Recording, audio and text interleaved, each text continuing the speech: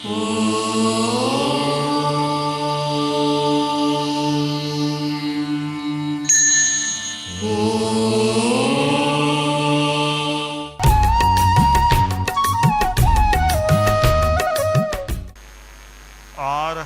वाङ्मय में कहा गया है, समाहिवर मुत्तमम गिन्तु। सिद्ध भगवान समाधि का वरदान, उत्तम वरदान प्रदान करें।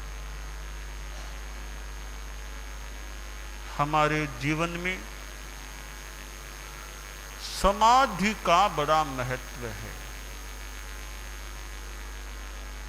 आदमी को पैसे मिल जाएं, प्रतिष्ठा मिल जाए, मकान मिल जाए, भौतिकता के साधन उपलब्ध हो जाएं, पर चित्त में शांति नहीं है, प्रसन्नता नहीं, प्रफुल्लता नहीं है, तो वो फिर आनंद नहीं रहता है। आनंद एक तो बाह्य पदार्थों से मिलता है, भोगों से मिलता है, वह तो अशाश्वत क्षणिक तुच्छ आनंद है। एक वह आनंद जो त्याग से, संयम से मिलता है, वह परमानंद होता है।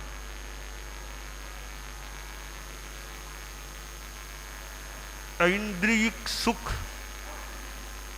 थोड़ी देर के होते हैं। क्षण मित्त सुखा बहुकाल दुखा, पगाम दुखा अणिगाम सुख, पगाम सुखा अणिगाम दुखा।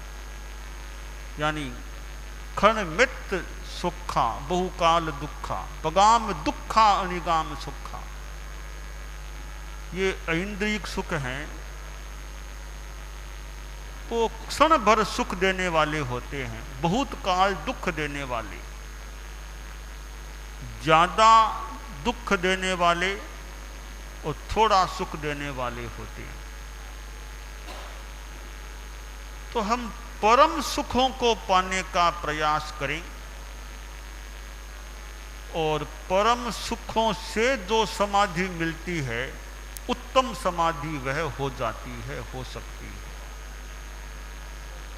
संस्कृत में एक श्लोक आता है, देह प्रसादो रसनाजयेन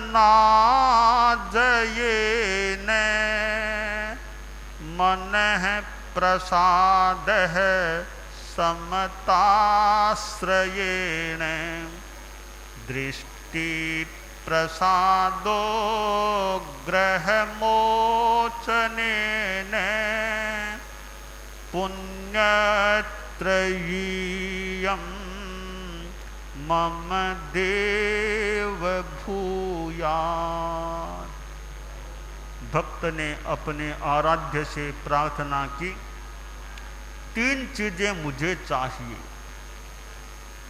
पहली चीज है देह प्रसाद, दूसरी चीज है मनः प्रसाद, तीसरी चीज है दृष्टि प्रसाद। प्रसाद चाहिए, प्रसाद के तीन प्रकार, देह प्रसाद, मनः प्रसाद, दृष्टि प्रसाद।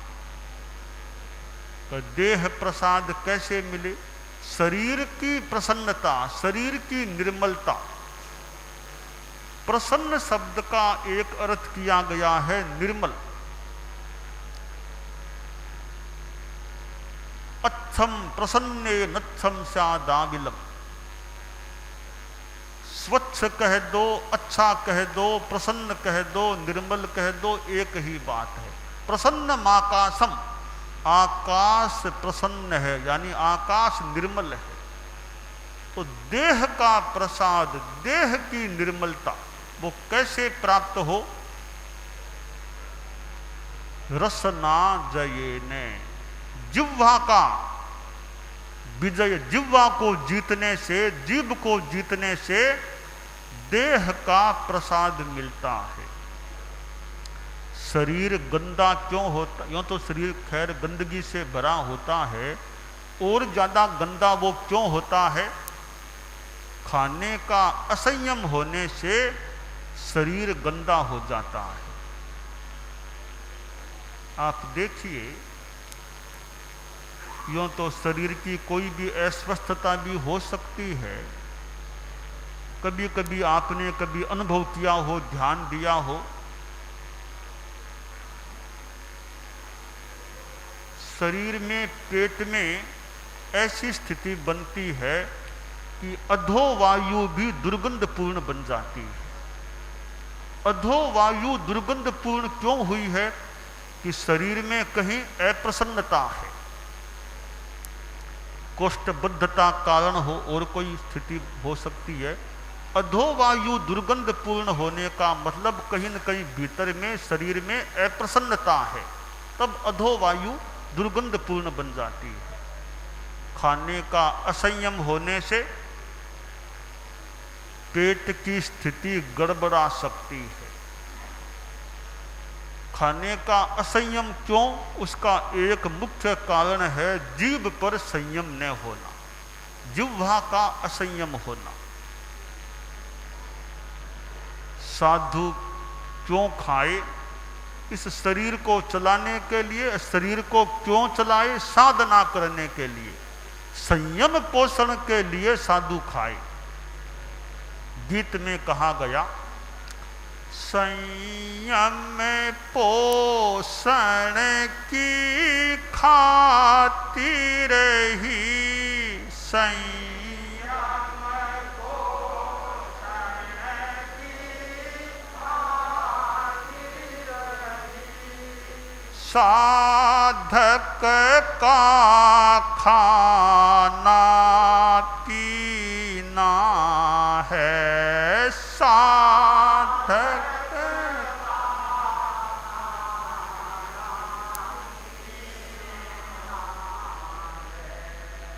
रसना भगिनी को वश में कर, रस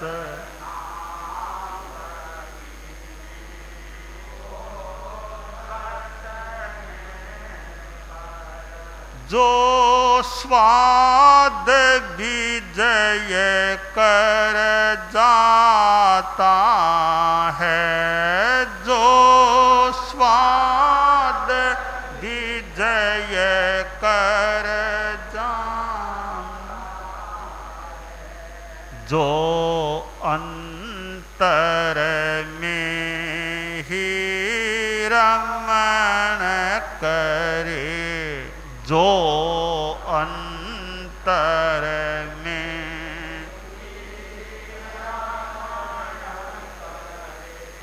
वह संत पुरुष कहलाता है, वह संत पुरुष कहलाता, जो भीतर में ही भ्रमण करे, जो भीतर में ही भ्रमण, वह महापुरुष कहलाता है,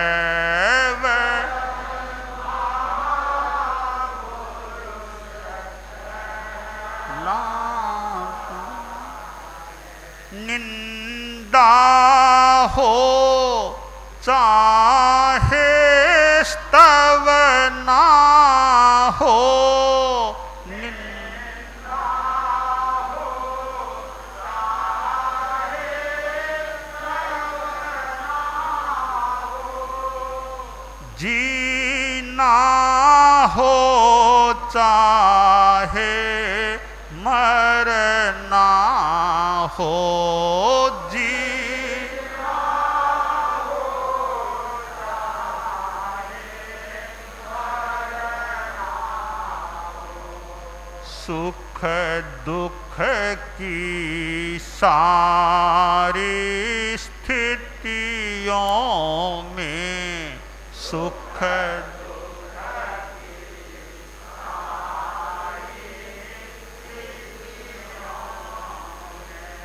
जो स्थित आत्मा बन जाता है, जो स्थित आत्मा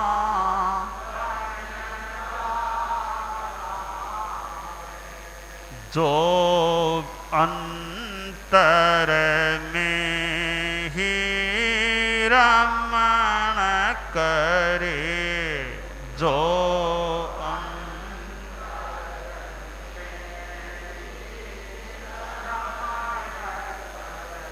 वह संत पुरुष कहलाता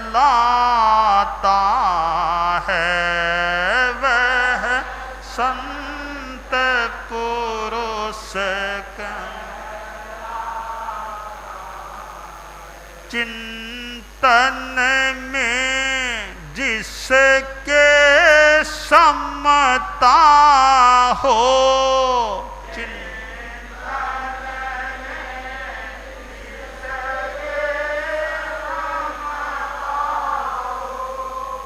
वाणी में सहज मधुरता हो,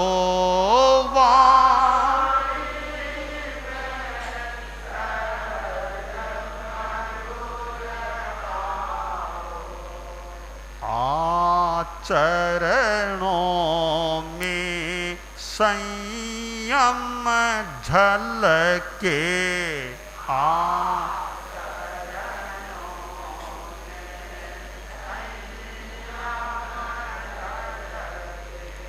वह भव सागर तर जाता है, वह भव सागर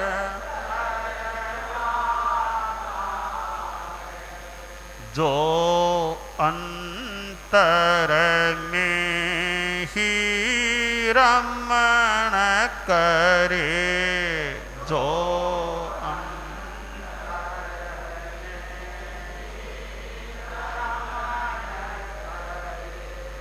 वह संत पुरुष कहलाता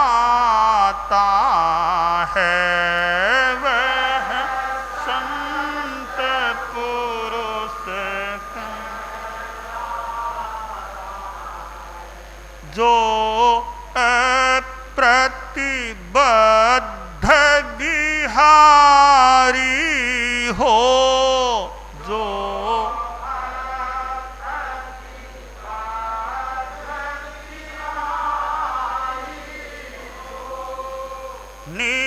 निष्काम साधनाकारी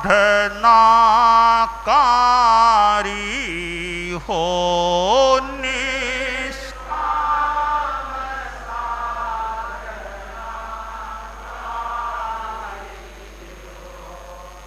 जो सतत सहजता में रहता, जो सतत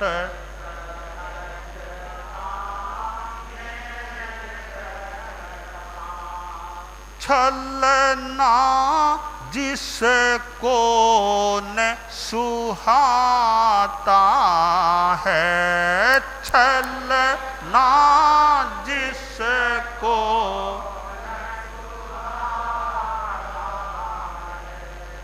जो अंतर में ही रमण करे, जो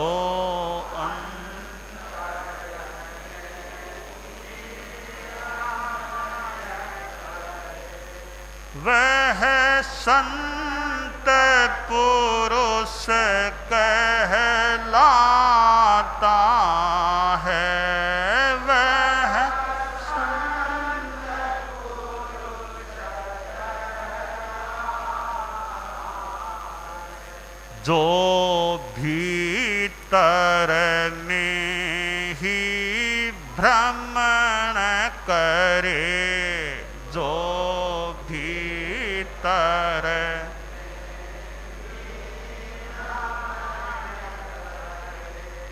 वह महापुरुष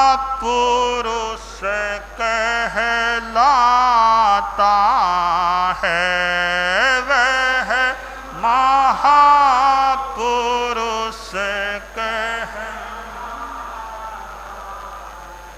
तो साधु कैसा होना चाहिए, उस विषय में कुछ बातें बताई गई। संत पुरुष महापुरुष कैसे हों, तो यह खाना भोजन है वो जीव के लिए न हो, यह साधना की बात है। यह शरीर भोजन के लिए नहीं, शरीर तन के लिए भोजन है, भोजन के लिए तन नहीं है। तो जो आदमी जिह्वा को जीत ले उसका शरीर प्रसन्न रह सकता है। दूसरी बात बताई, मन है प्रसाद समताश्रयेण, मन का प्रसाद, मन की प्रसन्नता कैसे रहेगी, जो समता का आश्रय ले ले, समता में रहे, निंदा प्रशंसा कुछ भी हो, आदमी मानसिक संतुलन बनाए रखे, समता में रहे, तो मन है प्रसाद बना रह सकता है। और तीसरी बात दृष्टि प्रसाद, दृष्टि की प्रसन्नता, वह कब होगी, दर्शन की प्रसन्नता, दर्शन की श्रद्धा की प्रसन्नता तब होगी जब आदमी आग्रह दुराग्रह को छोड़ दे। आग्रह तो फिर भी मान लिया कहीं कहीं काम का हो सकता है, पर दुराग्रह नहीं होना चाहिए। सही बात का तो आग्रह भी अच्छा है, आग्रह सब जगह खराब नहीं है, सही बात का आग्रह करना भी बढ़िया है, तो दुराग्रह, गलत बात का आग्रह, दुराग्रह नहीं करना चाहिए। जो दुराग्रह को छोड़ देता है उसका दर्शन, उसका दृष्टिकोण निर्मल रह सकता है। आग्रह है तो इस बात का कि भी जो सही बात है मैं उसको पकड़ के रखना चाहूँगा, गलत बात लग जाए, स्पष्ट गलत बात है, फिर अपना चिंतन भी बदल लेना चाहिए। स्पष्ट गलत बात लगे उसको छोड़ने का प्रयास भी आदमी को करना चाहिए। और इस प्रकार का जिसका अनाग्रह पूर्ण दृष्टिकोण होता है उसके दर्शन की, दृष्टिकोण की प्रसन्नता रह सकती है।